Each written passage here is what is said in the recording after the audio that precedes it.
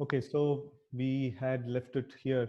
So we also have information from the Bhagavad Gita that all planets within the material world, including Brahmaloka, are but temporarily situated, and after a fixed period, they are all annihilated. Therefore, the demigods and their followers are all annihilated at the period of devastation. But one who reaches the kingdom of God gets a permanent share in his eternal life. That is the verdict of Vedic literature. And the worshippers of the demigods have one facility more than the unbelievers due to their being convinced of Vedic version, by which they get information of the benefit of worshipping the Supreme Lord in association of the devotees of the Lord.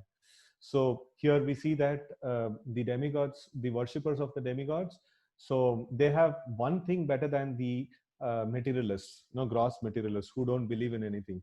So the worship of the demigods, the worshippers of the demigods, no, they refer to scriptures for worshipping the demigods, not like today. No, today is like, no, you make any form like of God, no, that is accepted, and then you form any procedure that is accepted and things like that. So generally, it should not be done like that. Even demigod worship also should be referred from the scriptures. And when they are referring from the scriptures are going to say, hey, like, no, this is you're doing so much of effort, so much of endeavor, and after that you're not going to gain liberation. You're going to still be there in the material world. So why not you worship Vishnu? So there is a chance they come across such passages in the Vedic literatures. So it is a benefit that the demigod worshippers have over the materialist, gross materialist, right? So that's mentioned here. The gross materialist, however, without any faith um, in the Vedic version, remains eternally in darkness, driven by false conviction on the basis of imperfect experimental knowledge or so called material science, which can never reach into the realm of transcendental knowledge. Right? So, like, by any permutation and combination, they can never reach know the spiritual world. It is mentioned in Ishopanishad that even if we travel with the speed of mind, even if we travel with the greatest speed, we can never reach the end and the limits of the material universe and know what to speak of entering into the spiritual world. That's not at all possible, right? So therefore, unless the gross materialist or the worshippers of the temporary demigods come in contact with a transcendentalist like the pure devotee of the Lord, their attempts are simply a waste of energy. Only by the grace of the Lord, divine personalities, the pure devotees of Lord, can one achieve pure devotion, which is the highest perfection of human life. Only by the mercy of a pure devotee we will be able to the um, get the idea of practicing spiritual life. Otherwise, it is not possible. Only a pure devotee of the Lord can show one the right way of progressive life. Otherwise, both the materialistic way of life without any information of God or the demigods, and the life engaged in worship of the demigods in pursuit of temporary material enjoyments are different phases of phantasmagoria. So they're like no will o' the wisp, that we had discussed some time back. So both materialism, which has no conception of God or demigod, or the second thing is worship of the demigods for some material benefits. So these two things are just illusory in this world, because they are just going to give the same old material miseries in a different form. That's all. So they are not going to get us liberated. Liberation means to worship Mukunda or the Supreme Lord Vishnu. So that is when we will be able to get liberation.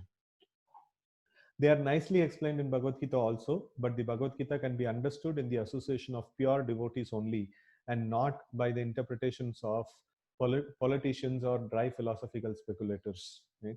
So many people have written commentary on Bhagavad Gita, like especially the previous politicians of India, and then many other people also, like who are not in proper parampara. So they also have written commentaries on Bhagavad Gita. So it is just like if something is very popular, you load your idea on top of it. So then your idea also becomes popular because you are associated with that. So taking advantage of the popularity of Bhagavad Gita, so many people have put forward their nonsensical commentaries. And that's actually a very great offense to Bhagavad Gita. So Bhagavad Gita is Lord's word.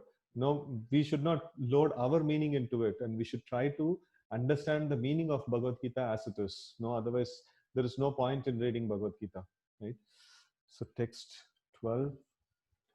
Jnanam yad apranit aprati nivritta guromi chakram atma prasada utayatra guneshva asangah kaivalya sammata patastva ata bhakti yogaha ko nivrito harikathashu ratim na kuryat. Transcendental knowledge in relation with the Supreme Lord Hari is knowledge resulting in the complete suspension of the waves and whirlpools of material modes. Such knowledge is self satisfying due to its being free from material attachment and being transcendental. It is approved by authorities. Who could fail to be attracted, by such thing? So let's read this translation again. Transcendental knowledge in relation with the Supreme Lord Hari is knowledge resulting in complete suspension of the waves and whirlpools of material modes. So this knowledge is, in technically, like in the Vedic terms, when we call something as jnana, that means it is absence of material miseries or absence of material attachment at all. No, it is worded here, complete suspension of the waves and whirlpools of material modes. No, it is beyond the three modes of nature, sattva, rajas, and tamas. That is when a particular conception is called a knowledge. Otherwise, it is not called as knowledge. And here it is mentioned knowledge about the Supreme Lord Hari, knowledge about the Supreme Lord Vishnu. It is transcendental to these three modes of nature, and such knowledge is called as knowledge. And the knowledge pertaining to the matter and how to manipulate matter, what we have all studied in the schools and colleges, that is actually not knowledge. That is avidya. That is actually avidya. Such knowledge is self-satisfying due to its being free from material attachment and being transcendental. It is approved by authorities. Who could fail to be attracted, by such a knowledge, right? So why it is so self-satisfying? Because in the material modes, sattva, rajas, tamas, it is going to be a dissatisfaction. Always it is going to be a very it is not going to be like so blissful or self-satisfying and things like that. So it is always going to be like having some problems or other. So real knowledge means beyond the three modes of nature, and because we have that knowledge is beyond the three modes of nature, so it has the capacity to satisfy us completely. And what is that which is beyond three modes of nature? That is Supreme Lord. So knowledge about the Supreme Lord is actually knowledge, and all that else is called as avidya or ajnana. So purport. According to Bhagavad Gita 10:9, the characteristics of pure devotees are wonderful. The complete functional activities of a pure devotee are always engaged in the service of the Lord, and thus pure devotees exchange feelings of ecstasy between themselves and relish transcendental bliss. Machitta madgata prana bodayantascha parasparam katayantacha mam nitya tushyanticha ramanticha. So this transcendental bliss is experienced even in the stage of devotional practice, sadhana avastha. Sadhana avastha means like when we are trying to practice devotional service, we are not attained the perfection. Even then, this transcendental bliss is experienced by people, right? So it is not necessary that one has to reach perfection. Even while performing sadhana, one can actually get the benefit of it. So how to understand sadhana? Just like when a child wants to learn how to write, so first of all he takes a slate and a pencil, and then he tries to write some things over there, scribble some things practically. So that's sadhana, which is like when they are able to comfortably write, that is like that they have attained the sadhya, they have attained the goal of their sadhana, right? So in the same way, we are trying to practice reading the scriptures and then chanting the names of the Lord. So this is all sadhana. Sometimes we are able to fix ourselves, sometimes we are not able to fix ourselves properly, but then in the perfected stage we will be able to get hold of these things, and we will relish these things. Just like the same child who is scribbling on the slate, at one day, he will write essays of his own, or he may compose poetries, right? So that's like very wonderful and artistic and very nice. So in the same way, we are trying to do sadhana, we are trying to fix our mind on Krishna now, by practice of sadhana. So, but then at certain point in time, we will also be able to have a continuous remembrance of the Lord, and continuously being engaged in the service of the Lord. So, and spontaneously, not because it is a rule, not because it is I have to do. So it is continuously, no one may be able to do it. So that is the platform of sadhya. Attaining the sadhya means goal. That is a platform of attaining the perfection, siddha. So somebody who's attained the perfection, he is called siddha. So in that way, we can see. But then here it's mentioned, even the sadhana avastha, even a person who is trying to scribble, just like the child who's trying to learn. So even there, sometimes the transcendental bliss is experienced, because the devotional service, we are coming in touch with the what is that ultimate supreme blissful entity, the Supreme Lord, in the form of his name, or in the form of his transcendental pastimes, or in the form of Srimad Bhagavatam. So that actually relieves one from the pain of this material world, and then it actually gives the no real bliss of Krishna consciousness. Somebody can search this sloka, Nivritta Tashar Upagiyamana Bhavambuddha Shrota Manobirama. So that sloka, somebody can I think it is there in first canto, 5th chapter somewhere. Somebody can search that sloka and put that in the chat box. We can discuss that a little later. That's a very nice sloka in this connection. Anyways, we will continue the purport till the sloka comes.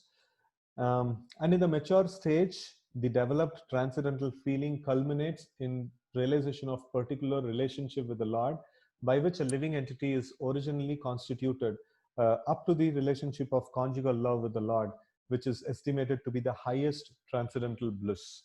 So there are different relationships that a living entity has with the Supreme Lord. So the different relationships are Shanta Rasa, generally the devotees don't aspire for, because there is no exchange of service in the Shanta Rasa. It's only about appreciation of the Lord's glory. So then next rasa that is there is Dasya, that is to be engaged in the service of the Lord as a menial servant, just like the devotees who have exemplified that is Garuda Dev, Hanuman, Lakshmi Ji. All of them, they are in the Dasya rasa. So they are rendering service to the Lord in the mood of servitude, right? So then the next thing is Sakya. So that is to have friendly relationship with the Lord. So we have the examples of Sudama, then Arjuna, and many other friends of Krishna, Sridama, Sudama, Subala, like Stoka Krishna, like that. Many examples are there. So then we have this one. Next is Vatsalya. We know Rohini, Mother Yashoda, and many other elderly gopis of Vrindavan.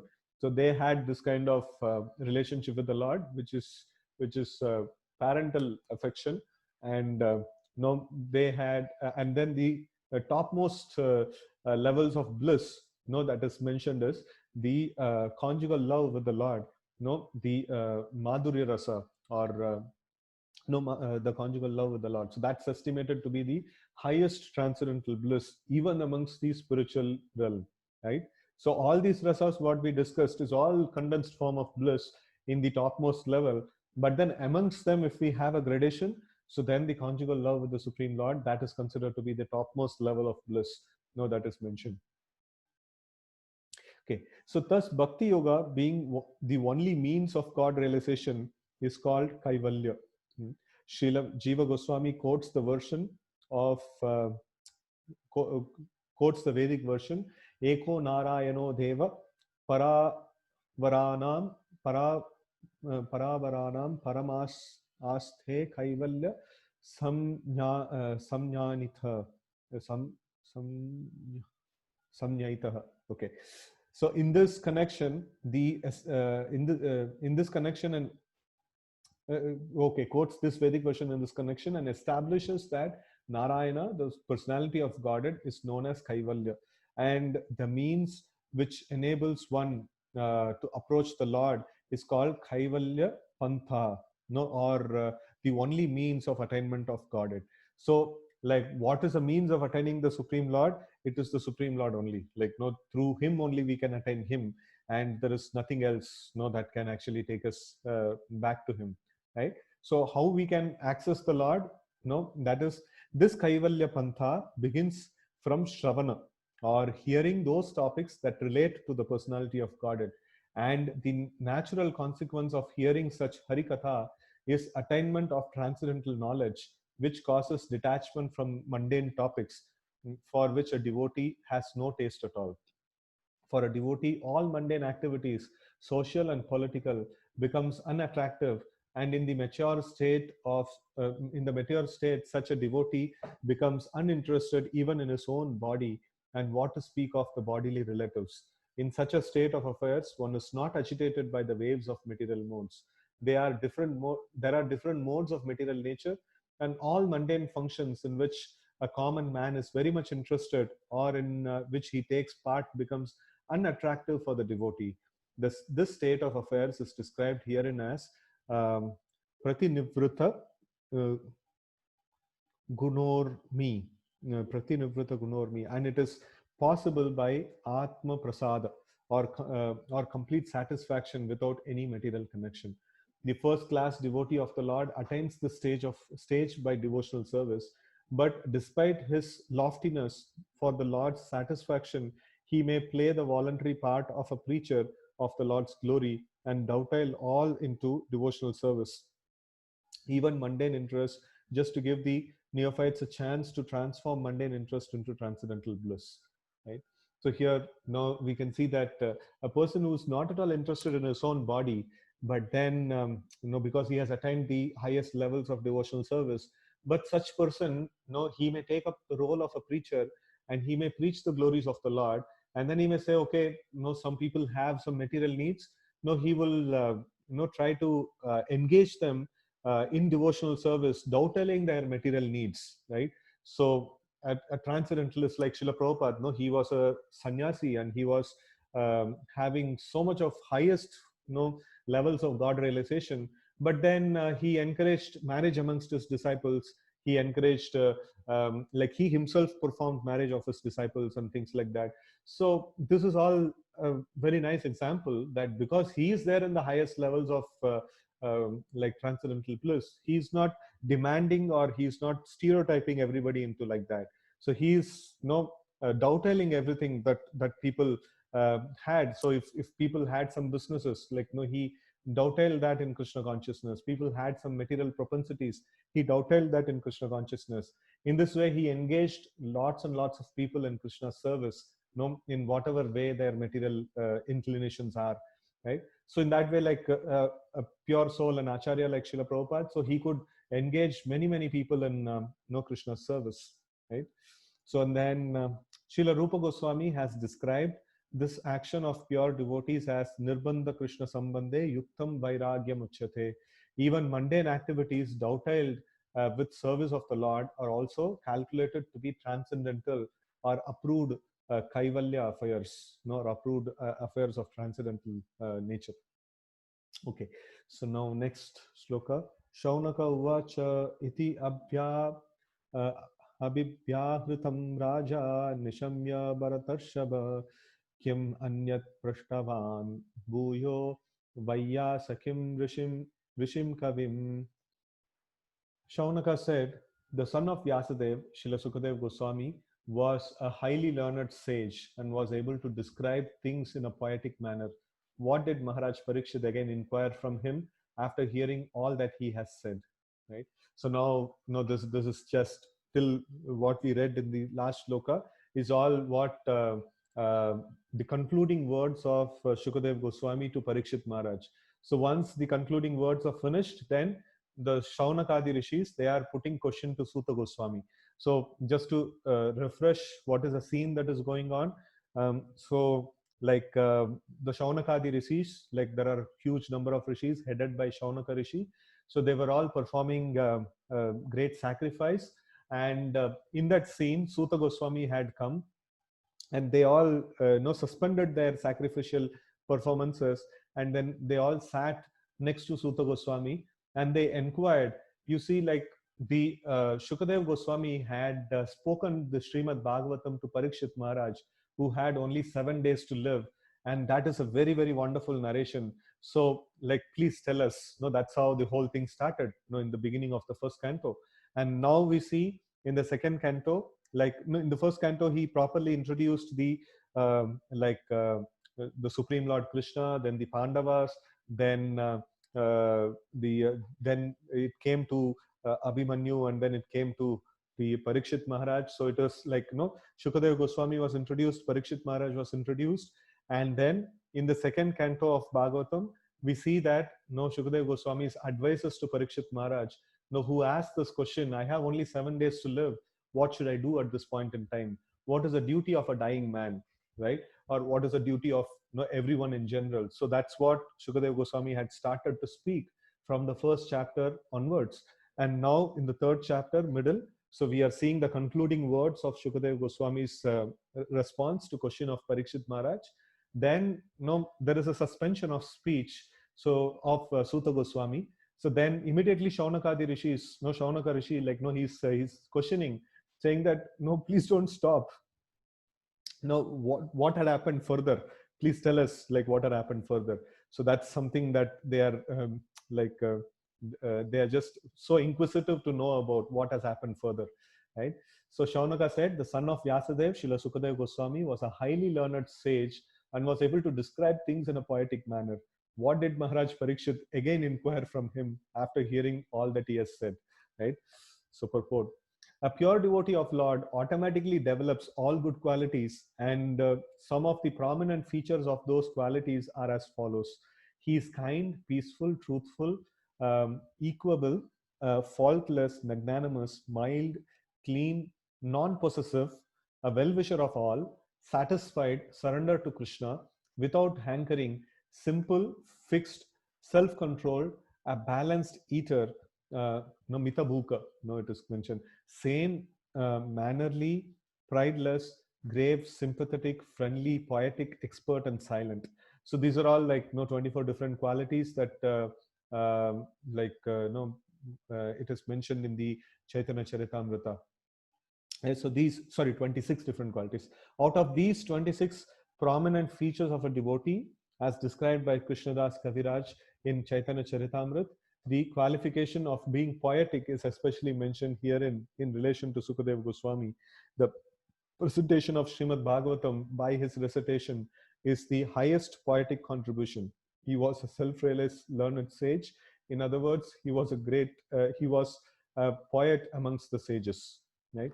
So it is mentioned that even the scholars in the academic sections, even the scholars of abroad, in all over the world, they regard Srimad Bhagavatam to be the most esoteric and most wonderfully ornamented poetic work. There is nothing more better than Srimad Bhagavatam. So that's even accepted even in the even amongst the non-devotees and the academicians and scholars and things like that. So this is considered to be like which has many chandas in this, like many different ways of poetic what is that ornamentations that is used here.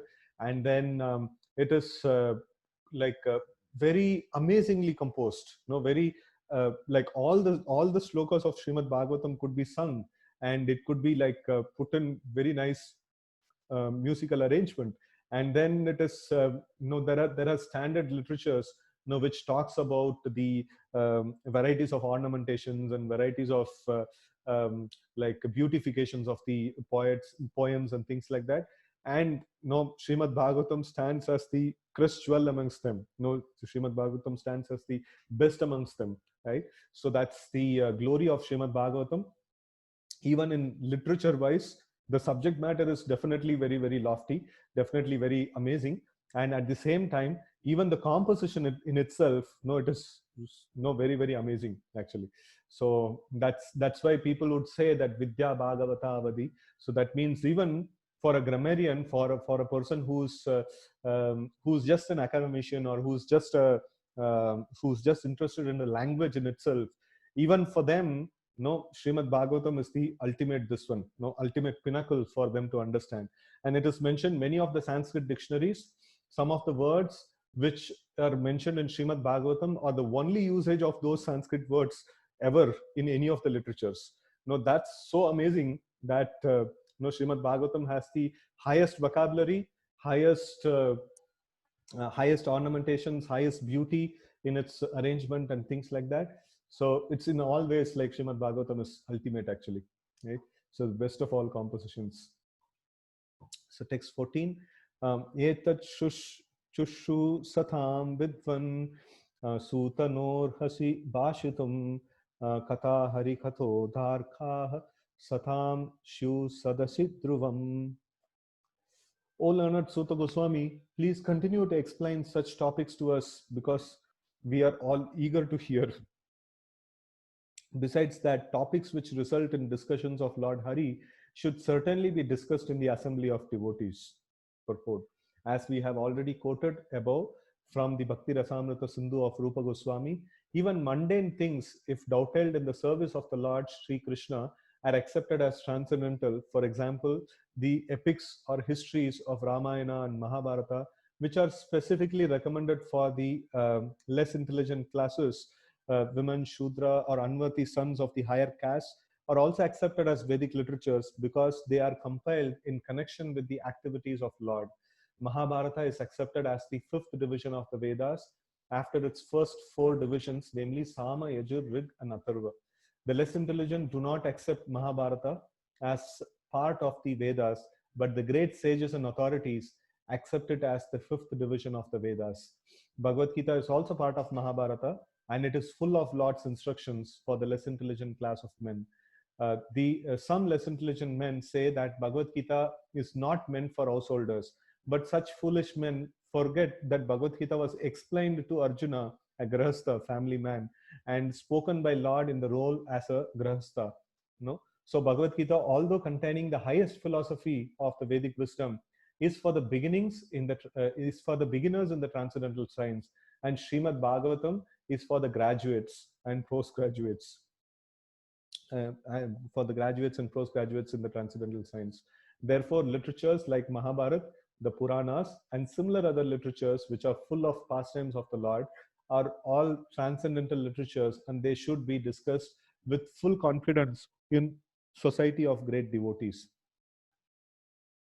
The difficulty is that such literatures were discussed by professional men appear to be mundane literature like histories or epics because there are so many historical facts and figures. It is said here, therefore, that such literature should be discussed in the assembly of devotees. Unless they are discussed by devotees, such literature cannot be relished by the higher class of men. So the conclusion is that the Lord is not impersonal in the ultimate issue. He is the supreme person, and he has his different activities. He is the leader of all activities, and he descends at his will and by his impersonal energy to reclaim the fallen souls. Thus, he plays exactly like the social, political, or religious leaders, because such roles ultimately culminate in the discussion of topics of the Lord. All such preliminary topics are also transcendental. So when the Lord comes, no, he comes as a ruler, he comes as a politician and things like that. So even now, all the other people like politicians and leaders and different sections of people, so they try to read Bhagavad Gita, or they try to like understand this thing because they see that okay, something related to our profession is there over there, and in that way, like somehow the Lord, they are attracted towards the Lord, right? So all such preliminary topics are also transcendental, right? So that is the way of spiritualizing the civic activities of human society. Men have inclinations for studying history and many other mundane literatures, stories, fictions, dramas, magazines, newspapers, etc. So let them be dovetailed with the transcendental service of the Lord, and all of them will turn to the topics relished by all devotees. The propaganda that the Lord is impersonal, that he has no activity, and that he is a dumb stone without any name and form has encouraged people to become godless, faithless demons And the more they deviate from the transcendental activities of the Lord, the more they become accustomed to mundane activities that only clear their path to hell instead of return them back home, back to Godhead.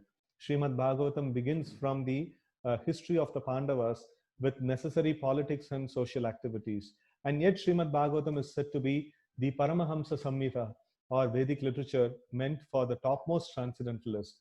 And it is described as Param Jnanam, the highest transcendental knowledge. Pure devotees of the Lord are all Paramahamsas, and they are all like the swans who know the art of sucking milk out of the mixture of milk and water. So it is mentioned the Hamsa, or the Hamsa bird. No, it can actually remove the milk. If the milk and water is mixed, it can only remove the milk from the mixture. So Paramahamsas means, no, they know how to extract Krishna consciousness, in any situation. No, any mundane situation, they can turn it or use it or dovetail it in the Krishna service. No, that's the amazing thing of the Paramahamsas. Okay, next sloka. Savai Bhagavato Raja Pandaveyo Maharatah Bala Kridanakai Kridan Krishna Kridam Ya Adade. Maharaj Parikshit, the grandson of Pandavas, was from his very childhood a great devotee of the Lord. Even while playing with dolls, he used to worship Lord Krishna by imitating the worship of the family deity. Purport. In Bhagavad Gita 6:41, it is stated that even a person who has failed in the proper discharge of yoga practice is given a chance to take birth in the house of a devout brahmanas, or in the house of rich men like Kshatriya kings or rich merchants. But Maharaj Parikshit was more than that, because he had been a great devotee of the Lord since his previous birth. And as such, he took his birth in an imperial family of the Kurus, and especially that of the Pandavas. So, from the very beginning of his childhood, he had the chance to know intimately the devotional service of Lord Krishna in his own family. The Pandavas, all being devotees of the Lord, certainly venerated family deity, venerated family deities in the royal palace for worship. Children who appear in such families, fortunately, generally imitate such worship of the deities, even in the way of childhood play. By the grace of the Lord Sri Krishna, we had the chance of being born in a Vaishnava family, and in our childhood, we imitated the worship of Lord Krishna by imitating our father. Our father encouraged us in all respects to observe all functions such as the Ratha Yatra and Dol Yatra ceremonies, and he used to spend money liberally for distributing prasad to us children and our friends. Our spiritual master, who also took his birth in a Vaishnava family, got all inspiration from his great Vaishnava father, Thakur Bhakti Vinod. That is the way of all lucky Vaishnava families. The celebrated Mirabai was a staunch devotee of Lord Krishna as the great lifter of Govardhan Hill. Okay, so here it's mentioned about Parikshit Maharaj. So the name Parikshit is there because he was always doing pariksha. He was always trying to examine people. Why he was trying to examine people? Because when he was there in the mother's womb, Ashwatthama released the Brahmastra and he was about to be killed. But then Supreme Lord appeared within the womb, and then he protected the baby Parikshit within the womb of Mother Uttara. And when he was born, he had that strong impression. He had the strong impression of Lord Krishna. And then whomever he was seeing, he was examining. He see the same person whom I saw in the womb of my mother. So he was always examining, and then he had a natural attraction to Krishna all the time, right? So that's how it is mentioned. And then here we see that Prabhupada is stating his own life, how he was when he was in his childhood. So his father used to worship Radha Krishna deities, and then he also used to imitate. He was also given playful deities, and like deities for his this one for himself, and he used to play with those deities. And later on, Prabhupada says, later on my play deities had become my worshipable Lord. And he is citing his spiritual master Bhakti Siddhanta Saraswati Thakur, who had a great Vaishnava father Thakur Bhakti Vinod, who is also one of the acharyas in our line. So like that is the way of the this one, all the great people who are born in a Vaishnava families, they get natural attraction towards the Lord. That's the advantage of being born in the Vaishnava families, right? So the life history of many such devotees is almost the same, because there is always symmetry between the early lives of all great devotees of the Lord. According to Jiva Goswami, Maharaj Parikshit must have heard about the childhood pastimes of Lord Krishna at Vrindavan, for he used to imitate the pastimes with his young playmates. According to Sridhar Swami, Maharaj Parikshit used to imitate the worship of the family deity by elder members. Srila Vishwanath Chakravarti also confirms the viewpoint of Jiva Goswami. So, accepting either of them, Maharaj Parikshit was naturally inclined to Lord Krishna from his very childhood. He might have imitated either the above mentioned activities, and all of them established his great devotion from his very childhood, a symptom of a Mahabhagavata. Such Maha such Mahabhagavatas are called Nitya Siddhas, or souls liberated from birth. But there are also others who may not be liberated from birth, but who develop a tendency for devotional service by association. So, and they are called Sadhana Siddhas. They attain Siddhas means no one who attained perfection, and Sadhana Siddhas means one who attained perfection by sadhana or practice. Nitya Siddhas means like right from beginning they're always Siddhas. They are right from the birth they were always Siddhas. That means they have perfected their lives in some previous lifetimes, or they are just descended for executing some mission of the Lord from the spiritual world, right? So such people are called Nitya Siddhas. So, okay, so there are no difference between the two in the ultimate issue, because both of them are in perfect level. So once they attain the perfection, there is no difference between the two. And so the conclusion is that everyone can become a sadhana siddha, a devotee of the Lord, simply by association with the pure devotees. The concrete example is our great spiritual master, Sri Narada Muni. In his previous life, he was simply a boy of a maid servant, but through association with great devotees, he became a devotee of the Lord of his own standard, unique in the history of devotional service, right? So we will stop here, and we will continue tomorrow. So this is all the very, very amazing slokas are there in the third chapter now. So we will read them tomorrow. So it is going to talk about the urgency of the taking up Krishna consciousness and importance of Krishna consciousness. And all the Shaunakadi rishis, they are urging Suta Goswami to speak more about Krishna Katha, because they cite so many reasons why we have to hear Krishna Katha very, very eagerly and very urgently, right? So that's something that we will see tomorrow. Okay? So Grantaraj Srimad Bhagavatam ki jai, Gaur Bhakta Vrinda ki jai, Srila Prabhupada ki jai.